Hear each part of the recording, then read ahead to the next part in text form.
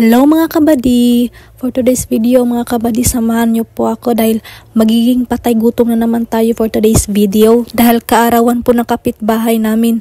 Oh, kita nyo naman, sobrang kapal ang muka kasi naka-air condition pa yung sinasakyan. At dyan mga kabady, malapit na po tayo sa pupuntahan natin. Yung pupuntahan pala natin is malapit lang po sa lugar namin.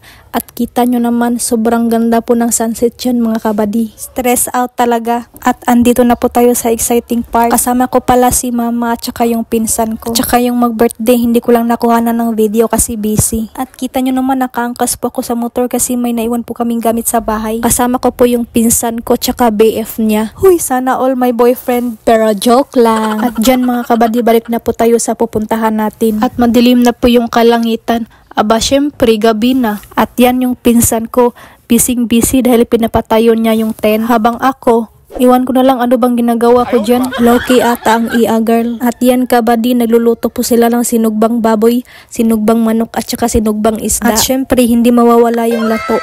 The best kinilaw sa handaan. Nakakatakam tuloy. Aba, sino ba naman yung hindi matatakam?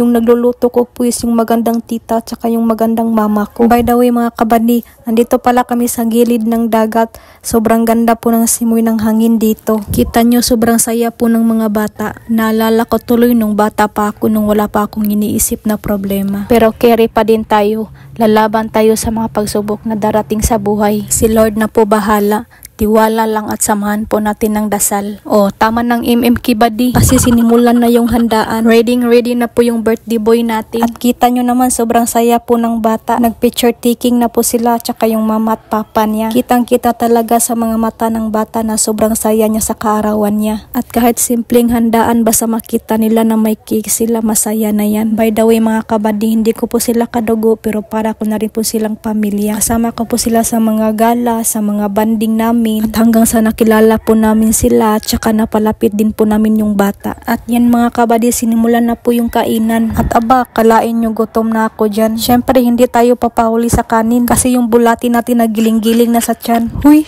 paghilong body. At yan mga kabady, sobrang saya po ng kainan nila. It all you can talaga ang dating. Di bali na, wag mo na tayong mahiya kasi kain na to. Yung pinsan ko nga, hakot award. Uhahay, for the go talaga ang lahat sa kainan. Wala nang hiya-hiya. At yan mga kabady, tapos na po tayong kumain dyan. Maraming salamat po sa blessings, Lord. At yan mga kabady, nagbida-bida na naman si Manang. Oh, lamon ng lamon, hindi naman tumataba. Di bali na, maraming salamat po pala sa pagkain. Alam nyo na kung sino kayo. More blessings to come sa family nyo at good health. Lalong-lalo na po sa bata. At maraming salamat po sa pagkain. Hanggang dito na lang po.